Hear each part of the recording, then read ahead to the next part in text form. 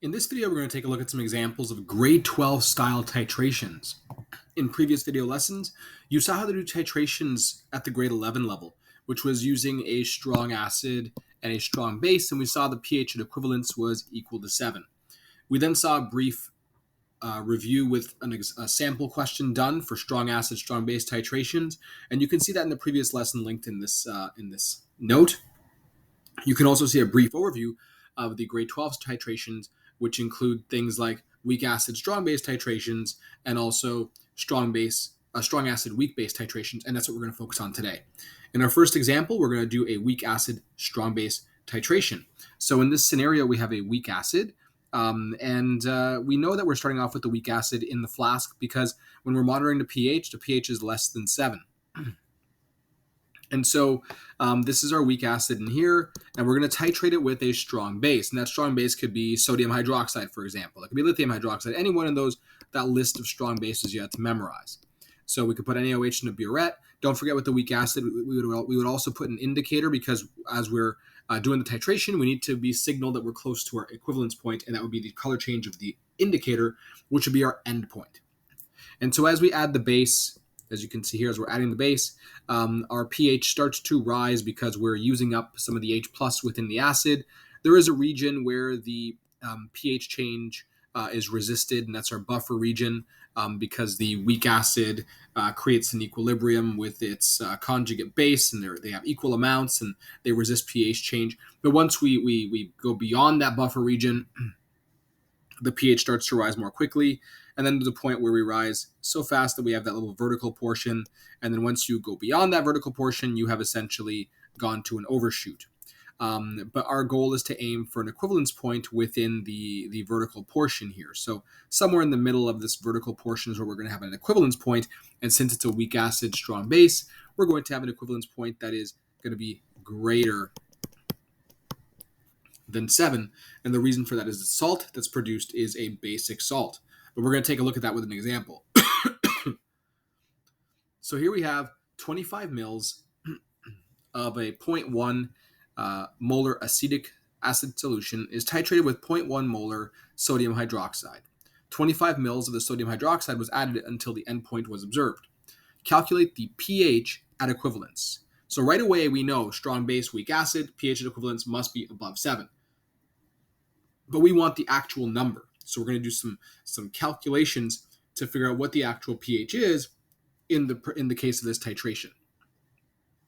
So your first order of business is to write a neutralization reaction out.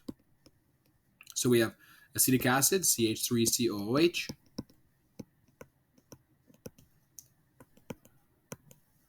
reacting with NaOH,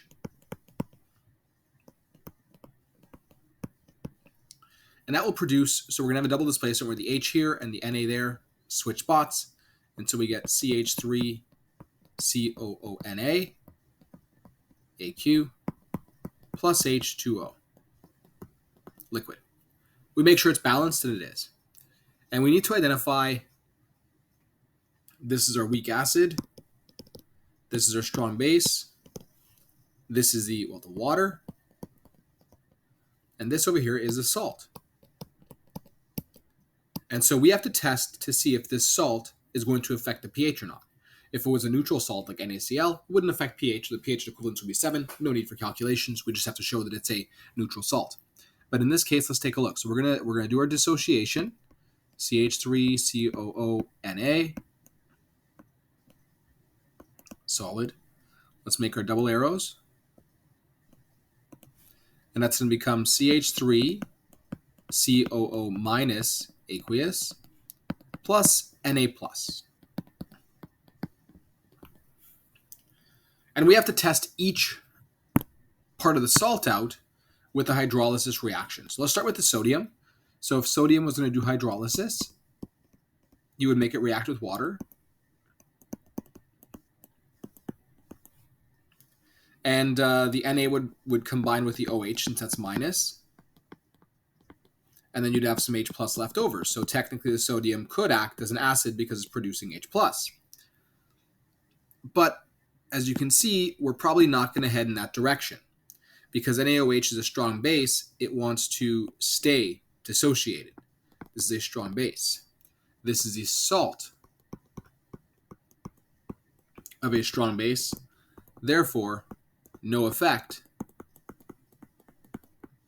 on pH.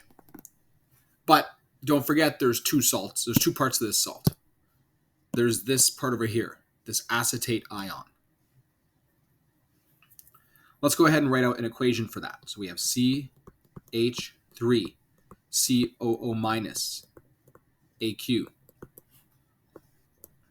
reacting with water. What will that produce? Well, the easiest way to see that is just to take a look at what the weak acid was. It was this. It was a CH3COH. So the H from water will go to the CH3COO and become CH3COH aqueous. Plus, so since the H left water, you'll have OH minus left over. So this is a weak acid. This is the salt of a weak acid. And since it's producing OH, it is a base. It's a weak base. And it exists in that equilibrium. So this is going to be affecting our pH. Not the Na+, but the CH3COH. So essentially, we need to create an ice table with this salt here to figure out the pH, to find out the concentration of the OH minus, and then from there to figure out the pH overall. So we're going to go ahead and make an ice table. Don't forget we're putting concentrations in there. We don't really care about water because water is a liquid. At the beginning, so when you're dealing with our salt only, because what happens is all of this reacts with all of this, so this is all gone and has become all of this over here. So before ionization, this would be 0 and 0. Then this would be plus X and plus X. This would be X and X. We make sure it's balanced, and it is. Now, we need to find the initial concentration of the CH3COO minus. And this is where a little bit of work needs to be done. So what we're doing is we're assuming this titration was done perfectly. We said that you had 0.1 molar acetic acid with 0.1 molar sodium hydroxide. You had 25 mils, and that was when the endpoint was reached. So there shouldn't be any excess or limiting reactant. So it doesn't matter which one we choose. We're going to use one of these to figure out the number of moles of the salt that was made. So let me go and walk you through that process. So we're going to go and find the initial concentration of that CH3CO minus. Now, in the question, we are told that for the acid, we have 25 mils of a 0.10 molar solution. So I'm going to find the moles. We know C is equal to N over V. Therefore, moles of the acid that we start off with is C times V, which is 0.01 or 0.1 moles per liter times the volume, which is in liters 0.025 liters. So we'll cancel that out and we get our 0.025 divided by, or times 0.1. And we get 0.0025 moles. So we have 0.025 moles. Now you'll notice that you could have done this for the NaOH as well, since there's no limiting or excess reactant because they've reacted perfectly with each other, and you would get the same result. But this isn't a 1-to-1 ratio with the salt. So after the reaction, you should have the same number of moles of the salt because they're in a 1-to-1 ratio. So we can do, we have a 1 CH3 to COOH, 1 CH3COH to 1 CH3COONA ratio.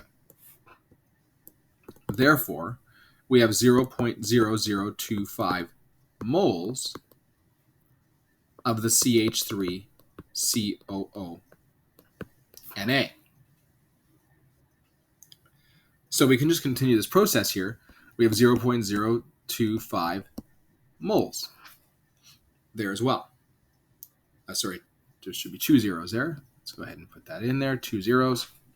0.0025 moles of CH3CONA. And notice that in our equation here, this is a 1-to-1 ratio as well. So between the CH3COONA and the CH3CO minus, we have a 1-to-1 ratio. So we have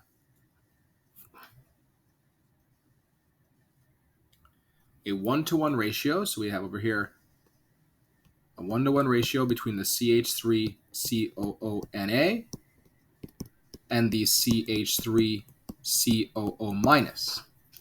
Therefore, we have 0.0025 moles of CH3COO minus.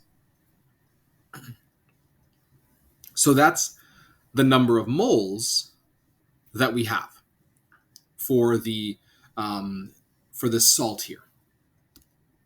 Now the thing is, we need the concentration. Now we need the concentration at equivalence point. That's when you've mixed everything together.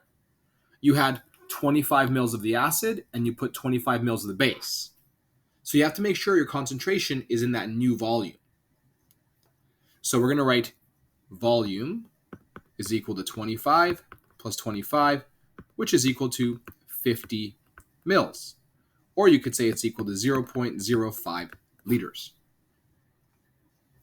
So our concentration is going to be N over V, which is 0.0025 moles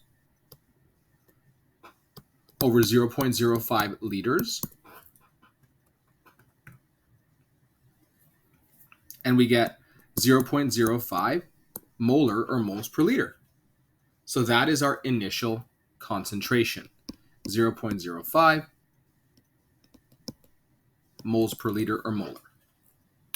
We have our initial concentration there. This is going to be minus X, and this is going to be 0.05 minus X. And our whole goal is to solve for X there. So now we can make our KB expression, solve for X, and then calculate our pH through our POH, and we're done finding the pH equivalence point. But there is a lot of work there. Now, just to show you here, another way you could have found this, this concentration is you could have just done a stoichiometry with the concentrations and done a C1 V1 is equal to C2 V2. So for example, so alternate method,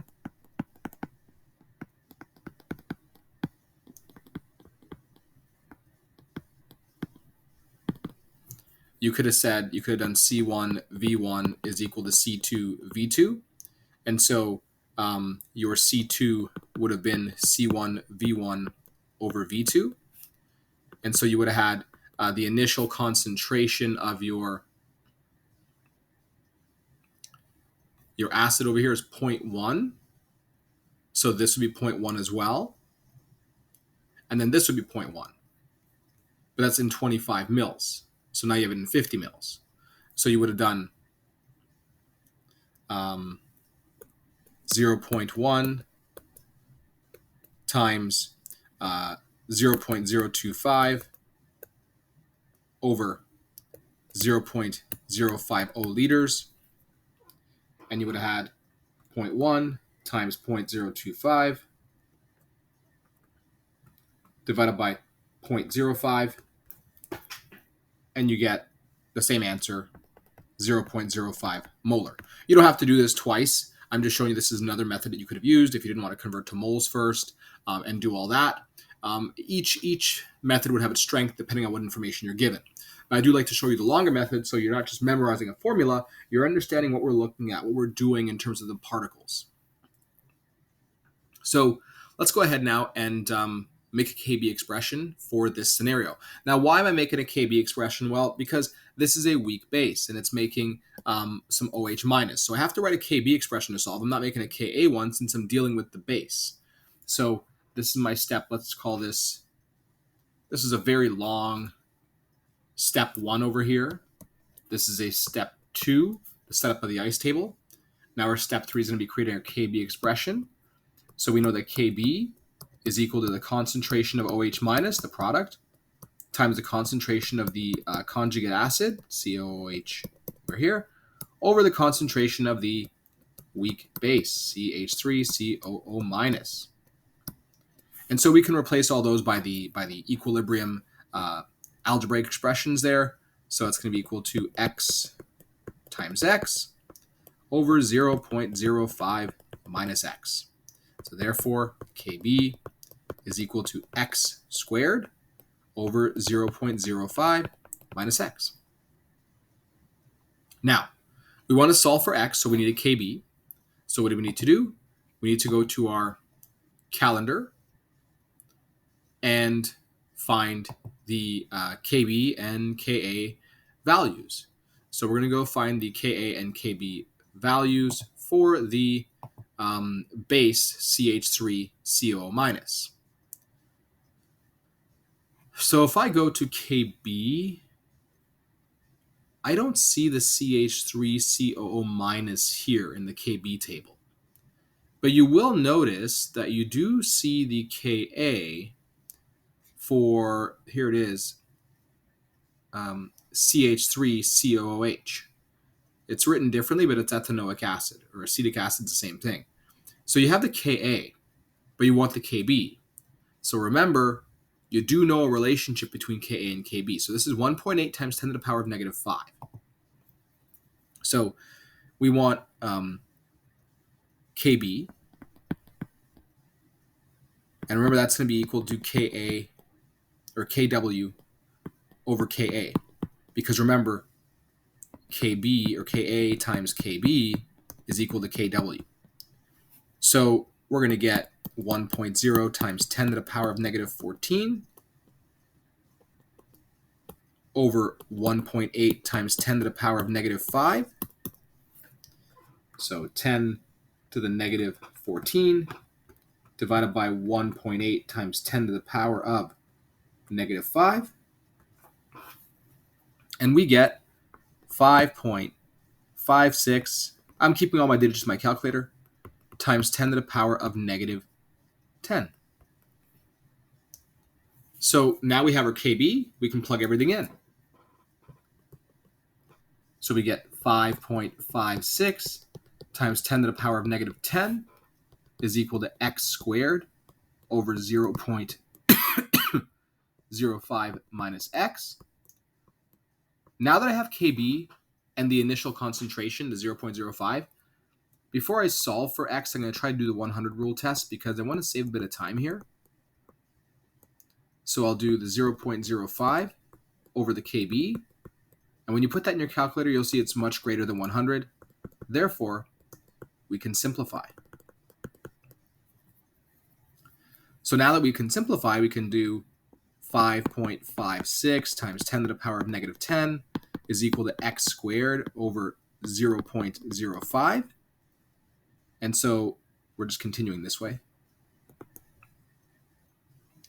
And now we'll get x squared is equal to 0.05 times 5.56 times 10 to the power of negative 10. And we'll continue up here. You'll have more room, obviously, when you're doing an assessment or when you're practicing. These are long questions. We'll get x is equal to square root of 0.05 times 5.56 times 10 to the power of negative 10. And that will give us, so times 0.05 square root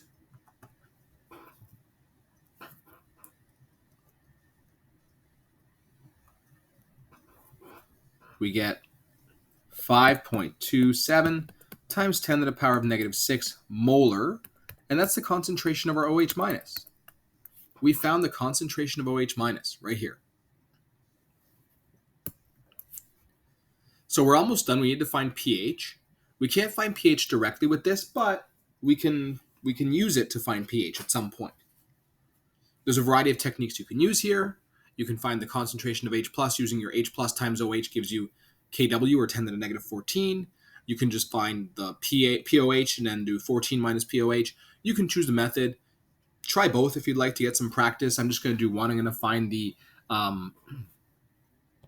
POH. So POH is equal to negative log of the OH minus, which is negative log of the 5.27 times 10 to the power of negative 6, which is equal to 5.278, so on and so forth. That's a POH. So my next step is pH is equal to 14 minus POH because there's a relationship between them. So that's going to be 14 minus 5.278. And we'll get 8.72184, so on and so forth. So therefore, pH at equivalence is equal to approximately, let's see how many sig figs we need. Based on the question, it looks like we need 2 sig figs. 8.7. 8.7. And this makes sense. Our pH at equivalence should be higher than 7 because we have a weak acid and a strong base. So we should have a pH at equivalence that is higher than 7, about 8.7 in this situation over here. So let's recap what we did just to make sure we understand the whole concept. There were a lot of steps, and so you do need to make sure you re-practice this question before you move on to others. We were doing a titration between acetic acid and sodium hydroxide. So what we decided to do was write out the neutralization reaction to see what salt is produced. So we did that. We wrote out a neutralization reaction to see what salt was produced. We made sure it was balanced in all the states. We then took the salt and analyzed it. We broke it up, dissociated it, and we got 2 parts of the salt, the negative part and the positive part. We tested each part out using hydrolysis reaction. So we tested the Na out, the Na plus, and we saw that it has no effect on pH since it's a salt of a weak base or a strong base. Then we tested out the acetate ion, and we saw that, okay, that's a salt of a weak acid. So it does have an effect on pH. It actually acts as a base because it produces some OH minus. And so we used this equation here to build our ice table to find the pH. So we built an ice table for the acetate ion to see how much OH it would make to find that concentration at equilibrium. Essentially, we had to first find the concentration of the CH3COO minus. So to do that, we found the moles of the CH3COOH. We could have done the NaOH as well since there's no limiting or excess. Doesn't matter. We did a mole ratio to find the moles of this over here, the CH3CONA. And we used that in a mole ratio with this equation here to find the moles of the acetate. And then afterwards, we divided by the volume in the total mixture because we want the pH at equivalence. So we want the pH of the total mixture. And so we had to find the combined volume, which is the 25 and 25 gives you 50 mils. And so that's our combined volume, and we found their concentration, 0.05, and we use that to continue building our ice table. We wrote a Kb expression because we were dealing with a weak base, and here we have it. We had to find the Kb, though, because in our table, we didn't have the Kb. We only had the Ka for the conjugate acid. So we used a relationship here, Ka times Kb is equal to Kw, to find the Kb, and we plugged that in, did a 100 rule test, saw we could simplify, and we decided to solve for x, which gives us our concentration of the OH minus. Since we're asking you for the pH, you don't really care about the OH minus, you want the H plus concentration. So you could have found the H plus by doing your 10 to the negative 14 divided by the OH, but we decided to do a different method. We decided to find the POH, and then did pH is equal to 14 minus POH, because remember pH plus POH is equal to 14, to find the pH. And we decided to round to 2 sig figs. And this was reasonable because the pH should be above 7 when you're doing a weak acid, strong base titration. So this was a grade 12 level titration. It is more involved because in the grade 11 style titration, you're doing strong acid, strong base, pH equivalent to 7. So you have to do your calculations. You don't have to do your calculations for those ones, but for these ones here, since pH equivalence is not necessarily 7, you have to do your calculations and show your hydrolysis reactions. So you should re-practice this until you have no issues with it at all. And then once you're done this, you can try the next question. There will be a video lesson for you to check your work, but you can try the next question, which deals with a strong acid and weak base instead. And you'll be surprised to see that you'll be able to do it if you were able to do the previous one. There's not much that's different. You'll see just a slightly different path because of the different salt that's made, but it's the same idea. So I highly recommend you really practice this first problem here we did together, then try this one on your own, and then you can check the work using the video lesson.